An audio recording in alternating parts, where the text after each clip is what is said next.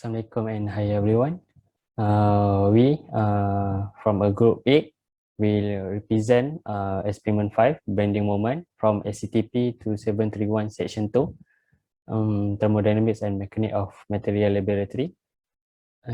This is our report. Our group consists of 4 members which are Aida Zahira binti Azhar, Haimul Hakim bin Hamizun Ismi, Muhammad Amin bin Manab and Nabi Rajah anak lelaki Balas Surbamaniam.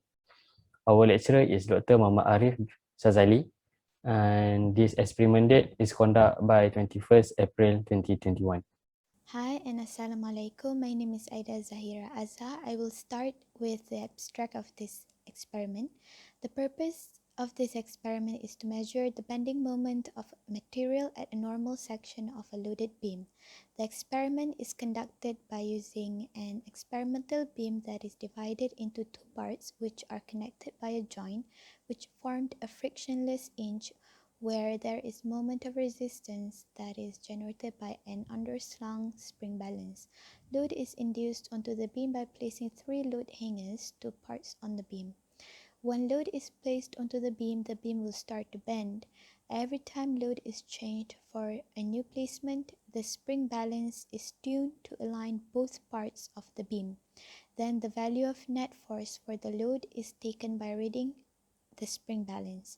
In this experiment, the steps will be repeated for different placement of load hangers on the beam with different loads. By using all the data collected from the experiment, the bending moment for each load placement is calculated.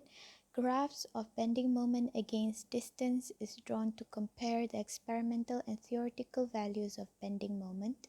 The bending moment is proportional to the load applied on beam.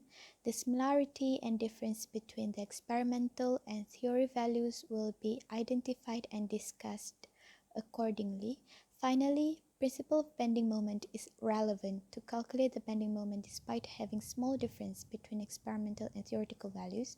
The difference of values is due to errors occurred in the process of conducting experiment. Hello, my name is Muhammad Amin bin Manab, and now I will present introduction for experiment 5. A bending moment is the reaction that occurs in the structural element where an external force or moment causes the element to bend. The beam is the most basic or simplest structural feature subjected to bending moment. The objective of this experiment is to measure the bending moment of material. So, for the theory, a beam is a structural element that primarily resists loads applied laterally to the axis of the beam. The sum of all the forces acting on the beam produces internal shear forces and bending moments, which cause internal stresses, strains, and deflections of the beam. To calculate these stresses and strain, the internal forces and internal couples acting on cross-sections of the beam must first be determined. Firstly, there is a vertical force P acting on a cantilever beam in figure 2a.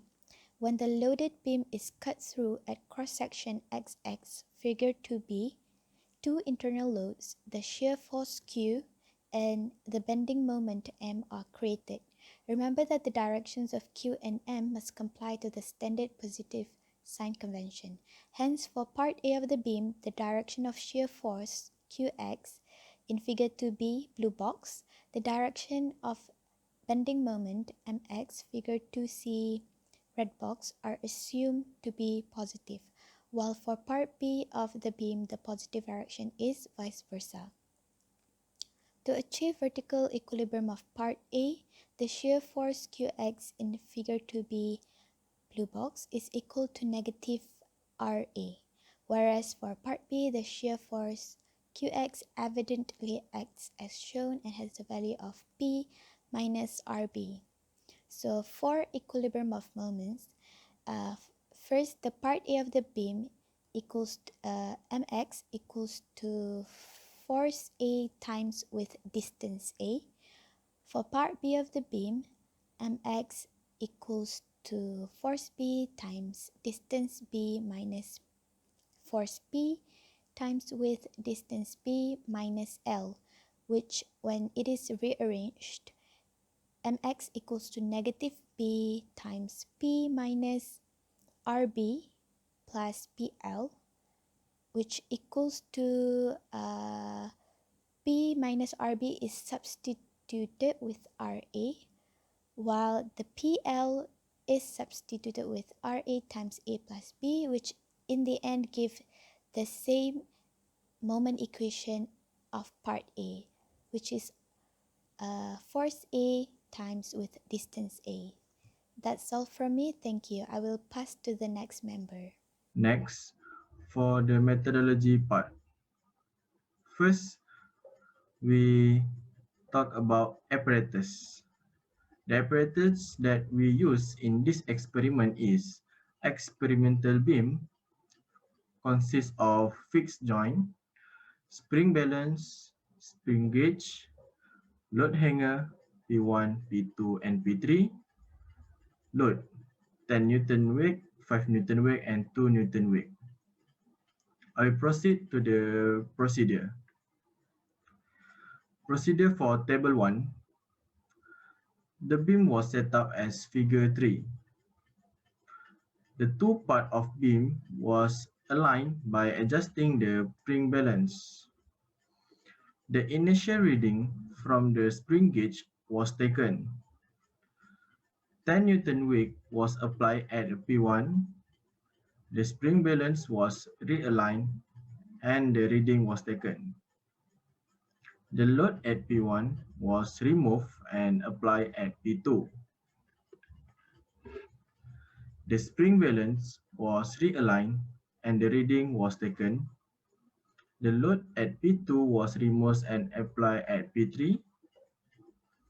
The spring balance was realigned and the reading was taken. Step 4 to 9 were repeated by using the 20 Newton weight. All the readings were recorded in table 1. Next, procedure for table 2. The beam was set up as figure 3.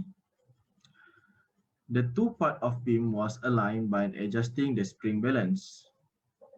The initial reading from the spring gauge was taken. 5 Newton weight was applied at the P2. The spring balance was realigned and the reading was taken. 10 Newton weight was applied at the P1 and P3. The spring balance was realigned and the reading was taken. All the readings were recorded in the table 2. Last, for the procedure 3. The beam was set up as figure 5. The two part of beam was aligned by adjusting the spring balance. The initial reading from the spring gauge was taken. 5 Newton and 12 Newton weights were applied at the P1 and P3. The spring balance was realigned and the reading was taken. The 10 Newton load at the P3 was removed and applied at P2. The spring balance was realigned and the reading was taken. All the readings were recorded in the table 3. Next, I will pass for the result and discussion. Thank you.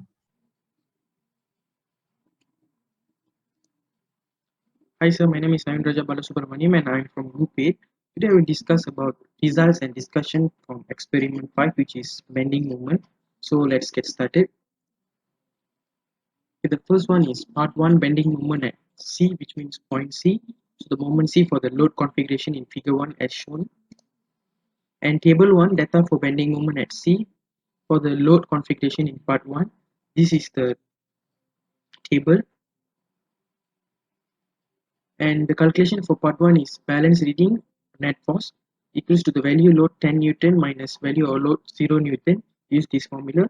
And as followed for bending moment and also theoretical value of bending moment, we use this formula. And the other data will be calculated using the same calculation for all the reading. And for the graph, when this is the graph for when P1 equals to 10 Newton, graph of bending moment against distance. So the black color line is experimental value and the blue color one is theoretical value, which always the theoretical value will be more accurate compared to experimental value. Then I will explain about what are the possible reasons. And this is for P2 equals to 2 Newton, a graph of bending moment against distance. This is also the same. The black line refers to experimental value and the blue line refers to the theoretical value. And for part 2 bending moment at C for the load configuration in figure 2.1, and these are the table data for bending moment at C, and the calculation as follows. And bending moment at C for the load configuration for different position and loads. This is the figure 2.2, and these are the data that we obtain, and these are the calculation that we follow. So for discussion, when the load was doubled in part 1 of experiment, did the bending moment double? Explain your answer. So this is the question. So when load was increased, the bending moment also increased. Based on the graphs of bending moment plotted from the calculation in part 1, the value of moment is directly proportional to the force that is being applied. When the stress is being doubled, the bending moment will be twice the original value. Furthermore, the result obtained from part 1 of this experiment also show that the bending moment is double when the load doubled. So we obtain that value might be not accurate at the bending moment double when load was doubled. So for example, when P1 equals to 10 Newton, the experimental value of bending moment is 900 Newton.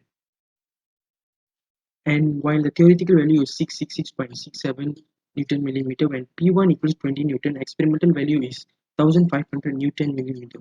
So while the theoretical value is 1333.33 Newton millimeter, as the P1 was doubled to 20 Newton, the value should be 1800, but it produced 1500 with difference value of 300 Newton. So that might be because of some error that occurs in when we conducted experiment. So but the theoretical value for P1 is 1333.33 Newton, which twice the value of 666.67 after the load was doubled to 20 Newton. So the table below shows the difference of value of bending moment when the load was increased.